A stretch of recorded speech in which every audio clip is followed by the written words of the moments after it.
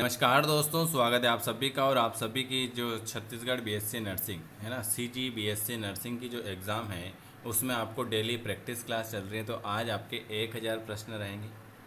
1000 प्रश्न की सीरीज चल रही है। बायोलॉजी, जूलॉजी, ये नर्सिंग एप्टीट्यूड के क्वेश्चन हैं। तो आज हम करेंगे वेरी आईएमपी 1000 प्रश्न की सीरीज, जिसमें मैंने आपको 20 से 30 क्वेश्चन करवा दिए थे।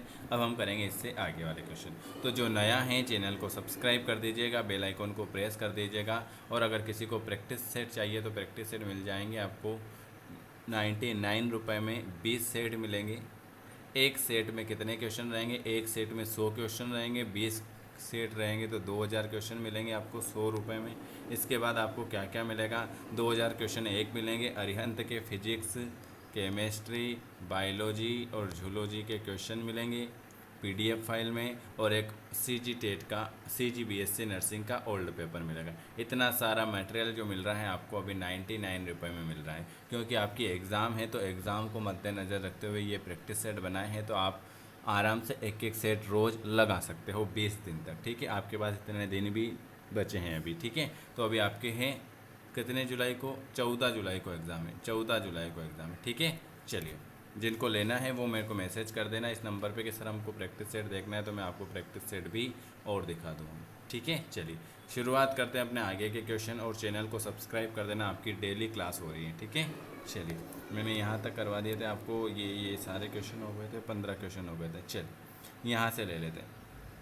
हमारे शरीर को ऊर्जा प्रदान करने वाला, क्या हमारे शरीर को ऊर्जा प्रदान करने वाला पोषक तत्व कौन सा है? चलिए बताइए, हमारे शरीर को ऊर्जा प्रदान करने वाला पोषक तत्व कौन सा है? अभी 500 से ज़्यादा लोगों ने ये ले लिए हैं। अगर आपको भी लेना है तो ले सकते हैं।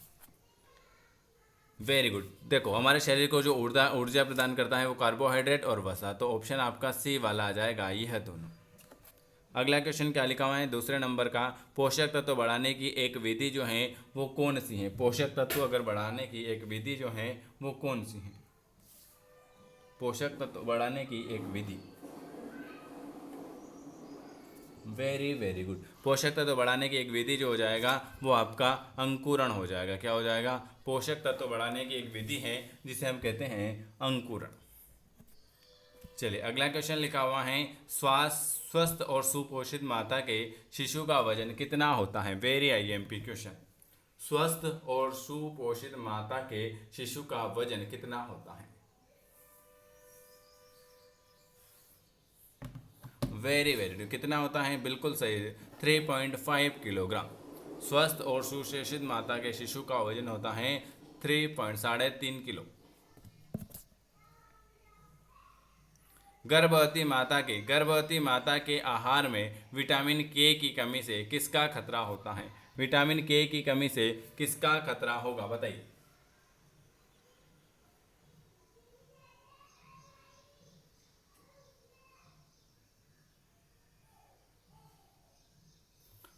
गर्भवती माता के आहार में विटामिन के की कमी से किसका खतरा होगा? Very good. के की कमी से नवजात शिशु में रक्त स्त्रावण नवजात शिशु में क्या होता है? नवजात शिशु में रक्त स्त्रावण होगा। चलिए अगला क्वेश्चन ये लीजिए, कम समय में ज़्यादा क्वेश्चन। भोजन के द्वारा प्रोटीन के माध्यम से नाइट्रोजन की ली गई मात्रा उत्सर्जित मात्रा से अधिक हो सकती है, वो क्या कहलाता है? बताइए। भोजन के द्वारा प्रोटीन के माध्यम से नाइट्रोजन की ली गई मात्रा उत्सर्जित मात्रा से अधिक होती है, तो वो जो कहलाता है वो कहलाता है आपका धनात्मक नाइट्रोजन संतुलन। क्या कहलाता है? धनात्मक नाइट्रोजन संतुलन। ऑप्शन आपका ए वाला आ जाएगा। कार्बोज के पाचन में सहायक एंजाइम जो है वो कौन सा है?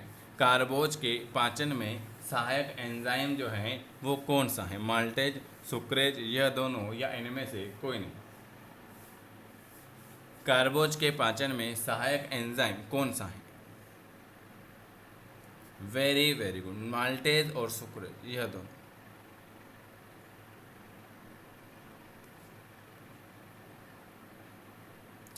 प्लेटलेट की कमी से कौन सा रोग होता है? प्लेटलेट की कमी से कौन सा रोग होगा? बताइए।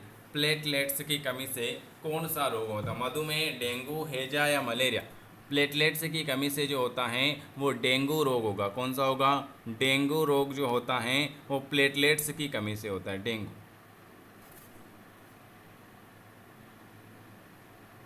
संक्रामक रोगों से बचाव का मुख्य उपाय क्या है? संक्रामक रोगों से बचाव का मुख्य उपाय क्या है? संक्रामक रोगों से बचाव का मुख्य उपाय, टीका, टीका लगाना। संक्रामक रोगों से बचाव का जो मुख्य उपाय है वो है वैक्सीन, वैक्सीन, टीका लगाना। थायरॉक्सिन हार्मोन्स के निर्माण का प्रमुख घटक, थायरॉक्सिन हार्मोन्स के निर्माण का प्रमुख घटक कौन सा है? थायरॉक्सिन हार्मोन्स के निर्माण का प्रमुख घटक आयोडीन हो जाएगा। कौन सा हो जाएगा? आयोडीन हो जाएगा। रिक्त स्थान की कमी से, रिक्त स्थान की कमी से गर्भस्थ शिशु के मस्तिष्क की कोशिकाएं नष्ट हो जाती हैं। रिक्त स्थान की कमी से गर्भस्थ शिशु के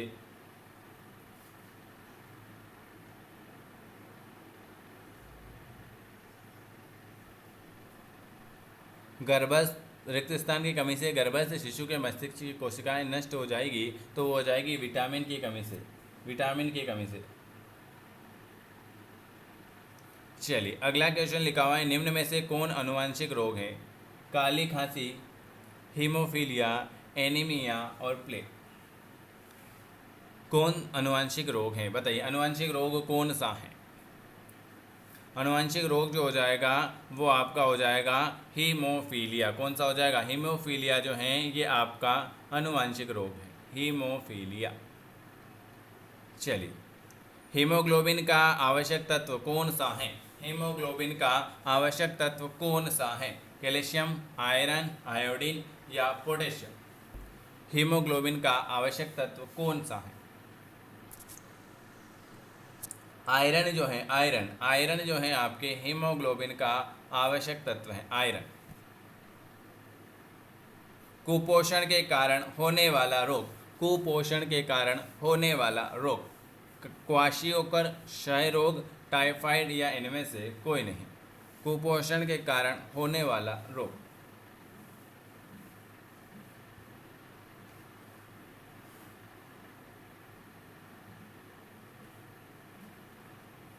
कुपोषण के कारण कौन सा रोग होता है? बताइए। कुपोषण के कारण क्वाशियोकर रोग होता है। कौन सा? क्वाशियोकर। हो सकता है तो आपकी मैराथन क्लास अगर, हाँ, कार्बोहाइड्रेट का मुख्य कार्य, आप सभी अगर छत्तीसगढ़ वाले हैं तो मुझे इस नंबर पर एक बार यस लिखना अगर मैराथन क्लास चाहिए तो, ठीक है, कि सर सीजी बीएससी की मैराथन क्लास ले लीजिए, तो फिर मैं आपकी एक दिन 3 घंटे की मैराथन क्लास ले लेंगे, 3 घंटे की एग्ज़ाम तक। लेकिन आपको इस नंबर पे पहले एक बार मैसेज करना पड़ेगा और बताना पड़ेगा, क्योंकि आप एक्टिव हो जाओगे उससे, ठीक है। चलिए कार्बोहाइड्रेट का मुख्य कार्य, और उससे हमको भी पता चलेगा कि आपको डेली पढ़ना है। ऊर्जा प्रदान करना। एक वयस्क महिला के प्रोटीन की आवश्यकता कितनी है? एक वयस्क महिलाओं के प्रोटीन की आवश्यकता जो है वो कितनी है? वेरी वेरी, कितने ग्राम प्रतिदिन? रोज की रोज 55 ग्राम प्रतिदिन, 55 ग्राम प्रतिदिन। गर्भवती स्त्री के लिए कौन सी तत्व की आवश्यक मात्रा है? गर्भवती स्त्री के लिए लौह तत्व की आवश्यक मात्रा है, लौह तत्व।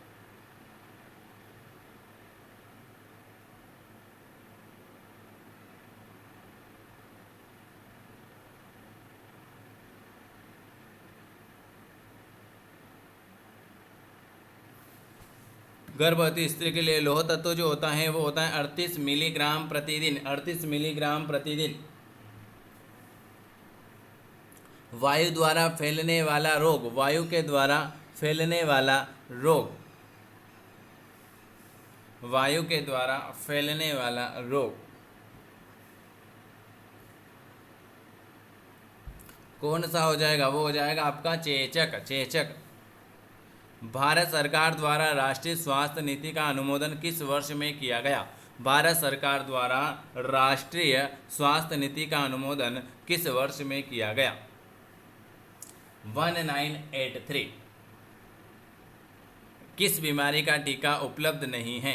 किस बीमारी का टीका उपलब्ध नहीं है?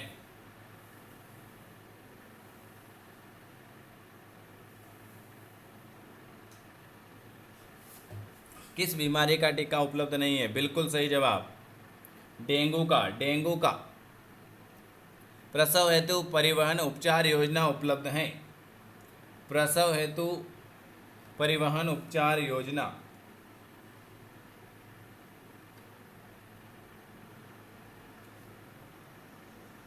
प्रसव हेतु परिवहन उपचार योजना जो होती हैं केवल एससी महिलाओं हेतु। ये आज मैंने आपको 15 क्वेश्चन 20 से 25 क्वेश्चन करवाए हैं। वीडियो अगर पसंद आता है तो लाइक शेयर सब्सक्राइब कर दीजिएगा। वीडियो अच्छा लगे तो ज़रूर बताइएगा कमेंट करके, और जिनको मैराथन क्लास चाहिए वो भी बता देना, और जिनको प्रैक्टिस सेट चाहिए वो समय से ले लेना, क्योंकि एग्ज़ाम के टाइम पे जितना ज़्यादा प्रैक्टिस करोगे उतना आपको फ़ायदा रहेगा। चलिए, वीडियो देखने के लिए आप सभी का धन्यवाद।